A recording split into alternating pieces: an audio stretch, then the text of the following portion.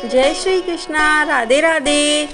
मैं हिमानी वर्मा मेरे अनमोल गोविंद चैनल में आपका हार्दिक स्वागत करती हूँ। तो आइए आज हम प्रदोष व्रत कथा कहने जा रहे हैं और आप सुनने जा रहे हैं। ठीक है।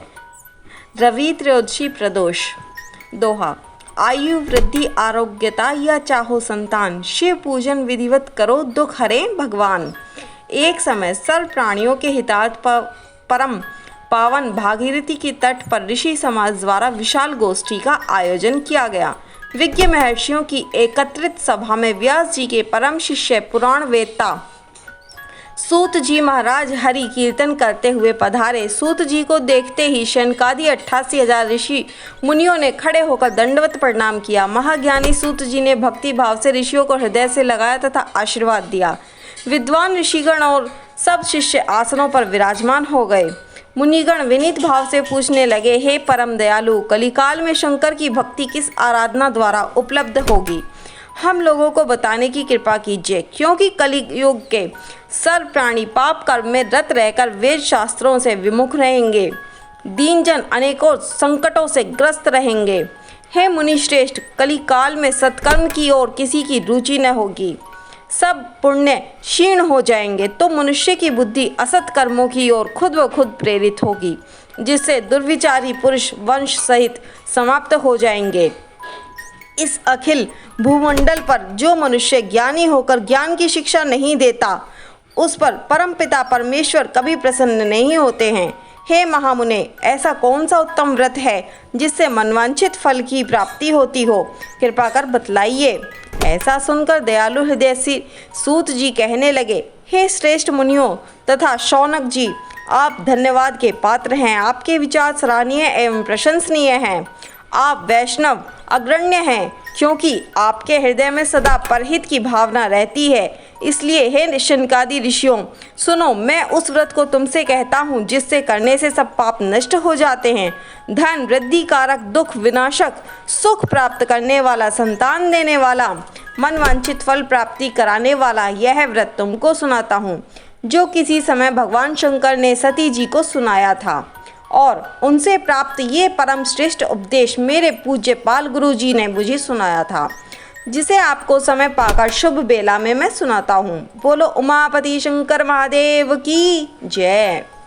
सूत जी कहने लगे, आयु वृद्धि स्वास्थ्य लाभ हेतु रवि त्रयोदशी का व्रत करें। इसकी विधि इस प्रकार है। प्रातः स्नान कर निराहार रहकर शिव ध्यान में मग्न हो शिव मंदिर में जाकर शंकर की पूजा करें। पूजा के पश्चात अर्धपुंड त्रिपुंड का तिलक धारण करें। बेलपत्र चढ़ावें। धूप दीप अक्षत से पूजा करें। ऋतुफल चढ़ावें। ओम नमः शिवाय मंत्र का रुद्राक्ष की माला से जप करें। ब्राह्मण को भोजन करा सामर्थ्य अनुसार दक्षिणा दे। तत्पश्चात मौन व्रत धारण करें। व्रती को सत्य भाषण करना आवश्यक है। हवन आहुति भी देनी चाहिए। मंत्र ओम ह्रीं क्लीं नमः शिवाय स्वाहा से आहुति देनी चाहिए। इससे अभीष्ट फल की प्राप्ति होती है।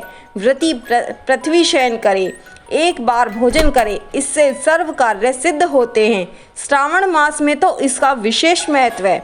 यह सर्व सुख धन आरोग्यता देने वाला है।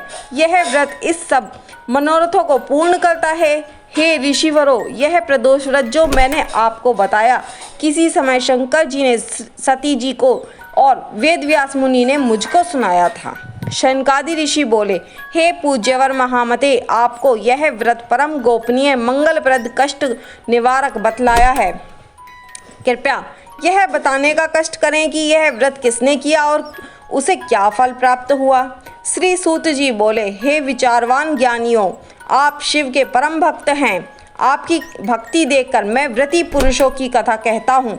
एक गांव में अति दीन ब्राह्मण निवास करता था। उसकी साध्वी स्त्री प्रदोष व्रत किया करती थी। उसके एक पुत्र रत्न था। एक समय की बात है, वह पुत्र गंगा स्नान करने के लिए गया। दुर्भाग्यवश मार्ग में चोरों ने उसे घेर लिया और वह कहने लगे कि हम तुझे मारेंगे, नहीं तो तू अपने पिता का गुप्त धन बतला दे। बालक दीन भाव से कहने लगा कि हे बंधुओं, हम अत्यंत दुखी दीन हैं, हमारे पास धन कहाँ है। चोर फिर कहने लगे कि तेरे पास पोटली में क्या बंधा है। बालक ने निसंकोच उत्तर दिया कि मेरी माता ने मुझे रोटी बांध कर दी है। दूसरा चोर बोला कि भाई यह तो अति दीन दुखी हृदय है, इसे छोड़िए। बालक इतनी बात सुनकर वहां से प्रस्थान करने लगा और नगर में पहुंचा। नगर के पास एक बरगद का पेड़ था। बालक वहां बैठ गया और थककर वृक्ष की छाया में सो गया। उस नगर के सिपाही चोरों की खोज कर रहे थे कि खोज करते करते उस बालक के पास आ गए। सिपाही बालक को ही चोर समझकर राजा के समीप ले गए। राजा ने उसे कारावास की आज्ञा दे दी। उधर बालक की माँ भगवान शंकर जी का प्रदोष व्रत कर रही थी। उसी रात्रि राजा को स्वप्न हुआ कि यह बालक चोर नहीं है। प्रातः छोड़ दो, नहीं तो आपका वैभव राज्य सब शीघ्र ही नष्ट हो जाएगा। रात्रि समाप्त होने पर राजा ने उस बालक से सारा वृतांत पूछा। बालक ने सारा वृतांत कह सुनाया।